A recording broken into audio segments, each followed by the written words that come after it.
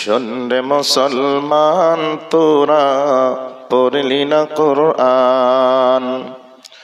আদেশ নিষেধে কি করেছেন দয়াল রহমান পাক সুবহান।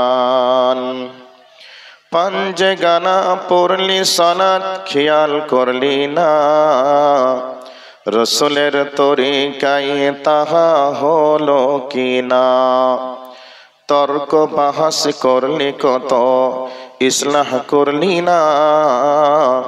হাদিস কোরআন পড়লে পাবি হকের সন্ধান। তোরা কেমন মুসলমান, তোরা পড়লি না কোরআন। আদেশ নিষেধ কি করেছেন দয়াল রহমান পাক সুবহান। শ্বশুর শাশুড়ি ভাই ভাবি আর পাড়ার ছেলে, শ্বশুর শাশুড়ি ভাই ভাবি আর পাড়ার ছেলে, হায়া ভুলে দেখছো টিভি সবাই মিলে একসঙ্গেতে। মমিনের করো দাবি, মমিনের করো দাবি, কেমন মুসলমান তোরা পড়লি না কোরআন। আদেশ নিষেধে কি করেছেন দয়াল রহমান পাক সুবহান। মসজিদ ময়দানে করো ইবাদতের ভান, পীরের দরগায় ঠকছো মাতা কেঁদে করছো বান। আবার কাবা ছাড়া হজ করতে যাও পাথর চাপড়ির ময়দান। তোরা কেমন মুসলমান, তোরা পড়লি না কোরআন। আদেশ নিষেধ কি করেছেন দয়াল রহমান পাক সুবহান।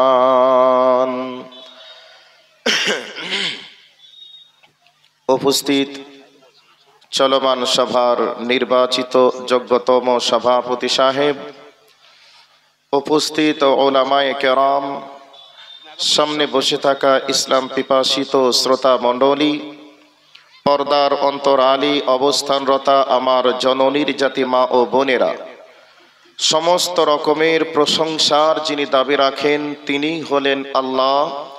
সেই আল্লাহ পাকের শিখানো ভাষা থেকে আমরা একটি বাক্যের মাধ্যমে প্রশংসা আদায় করি, সকলে বলি আলহামদুলিল্লাহ। তারই পরে শান্তি বর্ষিত হোক মহাবিশ্বের মহামানব আশরাফুল আম্বিয়া মেহবুবে কিবরিয়া নবী মুহাম্মদুর রাসূলুল্লাহ সাল্লাল্লাহু আলাইহি ওয়াসাল্লামের উপর, আল্লাহুম্মা আমিন। আপনাদের সম্মুখে সূরা নাবা থেকে কয়েকখানা আয়াতে কারিমা পরিবেশন করেছি। হাদিসে নবাবী থেকে তিরমিজি শরীফের সহি সানাদে বর্ণিত একটা হাদিসও পরিবেশন করেছি। কোরআন এবং হাদিসকে সামনে রেখে অল্প সময়ের মধ্যে একটা গুরুত্বপূর্ণ বিষয়ের উপরে তত্ত্ববহল আলোচনা করার চেষ্টা করব ইনশাআল্লাহ।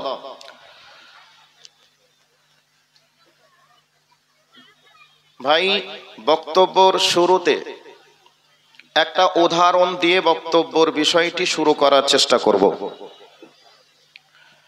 এখন শীত মৌসুম চলছে। এখন যদি আমরা কারো বাড়িতে মেহমান হিসাবে যাই বা কেউ যদি আমাদের বাড়িতে মেহমান হিসাবে আসে, রেসপেক্টের সূচনা আমরা শুরু করি গরম কিছু দিয়ে। আমরা চা বেশি দিয়ে থাকি মানুষকে, তো শীতের মৌসুমে আমরা রেসপেক্টের সূচনা শুরু করি চা দিয়ে, গরম। এই জন্য ঠান্ডার মৌসুমে আমরা গরম দিই, আর শীত মৌসুমে গরম দিই, ঠান্ডা মৌসুমে আমরা কোল্ড ড্রিঙ্কস দিই এবং ফ্রিজ থেকে শরবত বানিয়ে আমরা মেহমানকে সম্মানের সূচনা শুরু করি। তো এই দুনিয়াটা আমি আর আপনি যেভাবে অতিবাহিত করব, আখেরাতে গিয়ে আমাদের রাস্তা সেভাবে ক্লিয়ার হবে যদি আমরা কোরআন এবং সুন্নাহর আলোকে আমাদের জীবনকে অতিবাহিত করি। তাহলে আল্লাহ সুবহানাহু ওয়া তাআলা আমাদেরকে জান্নাতে সর্বপ্রথম ব্রেকফাস্ট দিবেন মাছের কলিজা ভাজা দিয়ে, আর বেঈমানদেরকে সর্বপ্রথম তিনি জাহান্নামের আযাবের সূচনা শুরু করবেন গরম ফুটন্ত পানি দিয়ে। এই দুনিয়ার আগুন এই আগুনের থেকে আরো 70 গুণ তেজ বেশি হবে। এবার আপনারা বলবেন মৌলভী সাহেব, আগুনের আবার তেজ বেশি কম হয়? জি হয়। চুলার আগুনের আলাদা তাপ, গ্যাসের আগুনের আলাদা তাপ, লাভা যেখানে জ্বলে সেখানের তাপ আলাদা। যেই জায়গায় লোহাকে তাপ দিয়ে গলিয়ে কাজে লাগানো যায় ওই তাপ আলাদা। কাজেই দুনিয়াতেও আমরা দেখতে পাই আগুনের তাপ বেশি এবং কম আছে। তো জাহান্নামে যেই আগুন দিয়ে পানিকে গরম ফুটন্ত করবেন, ওই আগুনের তাপ এই দুনিয়ার আগুনের থেকে আরো 70 গুণ তেজ বেশি হবে।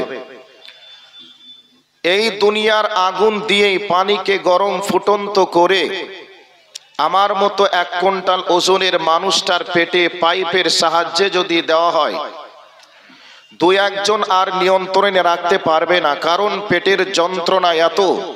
2-1 জনকে আমি যেভাবেই হোক ক্লিয়ার করে দিয়ে আমি একটু শান্তি পাওয়ার চেষ্টা করব। আমি একটু লাফিয়ে হলেও একটু শান্তি পাওয়ার চেষ্টা করব। কিন্তু লাফিয়েও কোনো কাজ হবে না। ডাক্তারের কাছে নিয়ে যাবেন, ডাক্তার ল্যাবরেটরির মাধ্যমে চেকিং করবে, রিপোর্ট আসবে, ডাক্তার বলবে ওপর ঠিক আছে, ভিতর একবারে পুড়ে চিক হয়ে গেছে, গলে শেষ হয়ে গেছে, নাড়ি ভুঁড়ি ঠিক নেই, অল্প টাইমের মধ্যেই মারা যাবে। এ কথা ডাক্তার বলবে কি বলবে না? বলবে। কিন্তু আল্লাহ সুবহানাহু ওয়া তাআলা পরকালবাসীদের জন্য লাইন ক্লিয়ার করে দিয়েছেন, লা ইয়ামুতু ওয়ালা ইয়াহইয়া। মানুষ সেদিন পূর্ণাঙ্গ সুস্থ থাকবে না, মানুষ সেদিন মরবেও না। আযাবের পর আযাব হতেই থাকবে, হতেই থাকবে, হতেই থাকবে। যত দিন যাবে তত আযাবের মাত্রা বাড়বে। এবার আমি কোরআন থেকে সরাসরি আলোচনায় চলে যাচ্ছি। কোরআনের এই আয়াতের আলোচনা আসার পূর্বে আর একটা কথা বলি। আমরা ডিসকভার চ্যানেলের মাধ্যমে দেখেছি, অ্যানিমেল প্ল্যান চ্যানেলের মাধ্যমে আমরা দেখেছি একটা গরুকে, একটা হরিণকে, একটা মহিষকে, একটা বাঘ, একটা সিংহ, একটা হাইনাল যখন তাকে খাওয়ার উদ্দেশ্যে তার দিকে ধাবিত হয়, কখন ধাবিত হয়? গরুটা যখন অন্য মনস্ক হয়, হরিণটা যখন অন্য মনস্ক হয়, এই অবস্থায় তার উপরে অতর্কিত হামলা করে, এমন তাকে হামলা করে, এমন তাকে অ্যাটাক করে, আর এমন তাকে নির্মমভাবে তার শরীরের মাংসগুলিকে তারা খেতে শুরু করে দেয়। অনেক সময় আমরা দেখেছি যে তার দেহ থেকে প্রাণ বাইর হওয়ার পূর্বে তার দেহের মাংস শেষ হয়ে যায়। এইরকম দৃশ্য আমরা সোশ্যাল মিডিয়াতে দেখেছি, বিভিন্ন চ্যানেলের মাধ্যমে দেখেছি। তো জাহান্নাম ওত পেতে বসে আছে গ্রাস করার জন্য। এবার বলবেন গ্রাস কাদেরকে করবে? আল্লাহ বলে দিয়েছেন অবাধ্য ব্যক্তিদেরকে। অবাধ্য কারা? এক কথাই অতি অল্প টাইমে বলে দিই, কোরআন হাদিসের নীতিমালার বাইরে যারা ইচ্ছা মতো চলবে তাদেরকেই অবাধ্য, পাপাচার, দুর্নীতি, কুকর্মবাজ বলা হয়। তো এই দুর্নীতি, কুকর্মবাজ যারা থাকবে তাদেরকে গ্রাস করার জন্য জাহান্নাম ওত পেতে বসে আছে। এটা আল্লাহ বলছেন। কোথায় আছে? সূরা নাবাতে আছে। এবার কান লাগান বক্তব্যের বিষয়ের দিকে। বিসমিল্লাহির রহমানির রহিম। ইন্না জাহান্নামা কানাত মিরসাদা লিত্তাগিনা মাআবা। জাহান্নাম ওত পেতে বসে আছে অবাধ্যদেরকে গ্রাস করার জন্য। অবাধ্যদের আবাস স্থল হবে জাহান্নাম। এবার বলবেন জাহান্নামে তো আমরা যাব বা মানুষ যাবে, জাহান্নামে মানুষ কতদিন থাকবে? আল্লাহ পাক ক্লিয়ার করে দিলেন, লাবিসিনা ফিহা আহকাবা। আল্লাহ রাব্বুল আলামিন বলেন জাহান্নামে তারা যুগ যুগ ধরে অবস্থান করবে। আমরা সাধারণত বলি 12 বছরে 1 যুগ, কিন্তু আল্লাহ রাব্বুল আলামিন এক যুগের কথা বললেন না, বরং তিনি বলছেন লাবিসিনা ফিহা আহকাবা, তারা জাহান্নামের ভিতরে যুগ যুগ ধরে অবস্থান করবে। কেউ যদি চিরস্থায়ী জাহান্নামী হয়ে যায়, তাদের ব্যাপারে আল্লাহ রাব্বুল আলামিন বলেছেন খালিদিনা ফিহা আবাদা, তারা চিরদিন চিরকাল জাহান্নামের মধ্যেই থাকবে। এবার এখান থেকে একটা আপনাকে আল্লামা কাইয়ুমের বক্তব্য শোনাই। আল্লামা কাইয়ুম রাহমাতুল্লাহ আলাইহি তিনি চমৎকার ভাবে মানুষকে বোঝানোর জন্য একটা উক্তি পেশ করেছেন। তিনি বলছেন, যারা চিরস্থায়ী জাহান্নামী হয়ে যাবে, যারা যুগ যুগ ধরে জাহান্নামের মধ্যে অবস্থান করবে, তাদের ব্যাপারে একটু তিনি বোঝানোর জন্য বলেছেন, আসমানের নিচে জমিনের উপরে তামাম পৃথিবীতে যদি সরিষা দানাতে ভর্তি করে দেওয়া হয়, পরিপূর্ণ করে দেওয়া হয়, আর একটা ঘুঘুকে বা পায়রাকে যদি বলা হয় ঘুঘুরে পায়রা রে তুমি একটা করে দানা নিবে আর 7 আসমানের উপরে উড়ে যাবে, ওখানে তুমি 70 বছর বিশ্রাম করবে। 70 বছর বিরতির পর বা বিশ্রামের পরেও যদি গোটা পৃথিবীর সরিষা দানা শেষ হয়ে যায়, তবু পরকালবাসী যদি বুঝতে পারে এমন একটা দিন আমাদের সামনে অপেক্ষা করছে, যেই দিন আমাদের আর কোনো আযাব হবে না, আমাদের কোনো শাস্তি হবে না, সেই দিন মাপের একটা দিন আমাদের জন্য আসছে, এ কথা তারা যদি বুঝতে পারে তবু তারা স্বস্তির নিঃশ্বাস ফেলবে। আমার ভাই, আমার বন্ধুরা, দুনিয়ার 60 বছর 70 বছর জিন্দেগির সুখের জন্য আমরা কত না কিছুই না করি, কিন্তু এত কিছু করার পরে নিটফল আমাদেরকে মৃত্যুবরণ করতে হবে। দুনিয়ার 60 বছর 70 বছর সুখের জন্য আমরা অক্লান্ত পরিশ্রম করি, হাড় ভাঙা মেহনত করি, আমরা গাড়ি বাড়ির পিছনে আমরা মেহনত লাগাই, গাড়িতে এসি লাগাই, বাড়িতে এসি লাগাই, বাথরুমে এসি লাগাই, আমরা সব জায়গায় একটু নরম পরিবেশ বানাতে চাই গরম থেকে বাঁচার জন্য।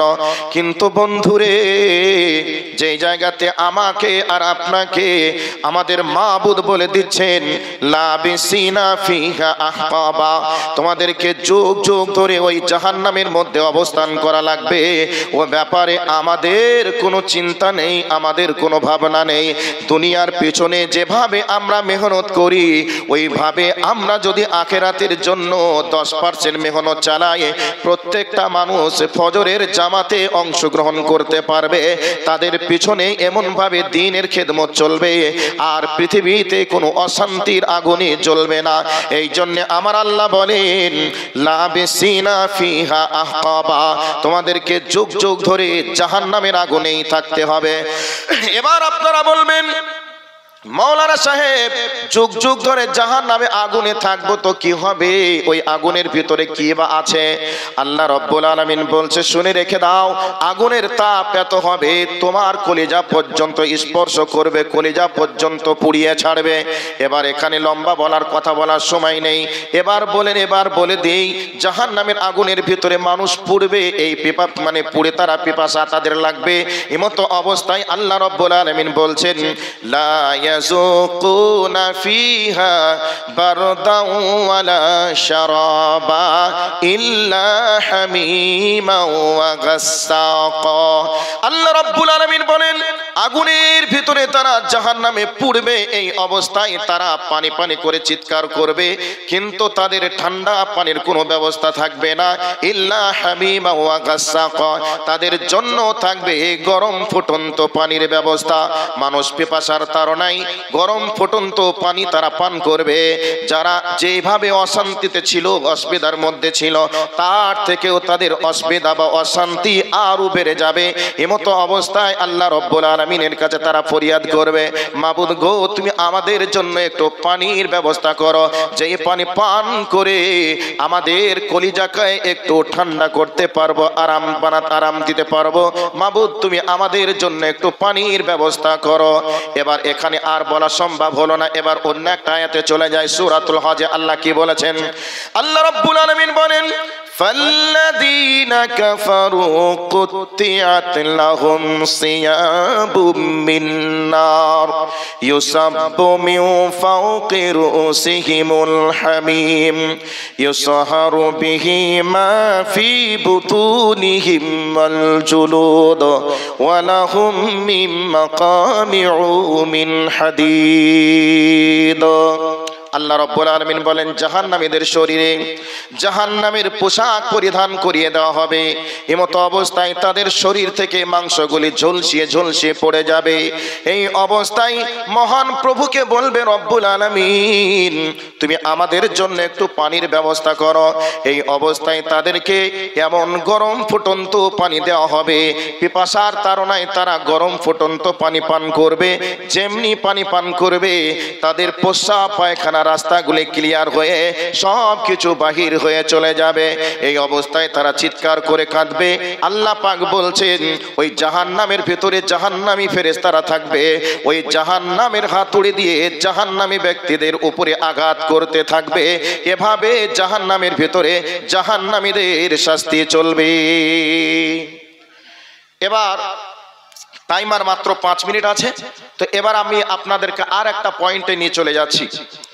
জাহান্নামীদের শাস্তি চলবে। এবার বলবেন জাহান্নামে তো মানুষ যাবে, জাহান্নামে যাওয়ার অনেক কারণ আছে, অবাধ্য তারা জাহান্নামে যাবে, এটা বললাম। এবার সূরাতুল মুদ্দাসসিরের একটা আয়াত আপনাদেরকে শোনাচ্ছি।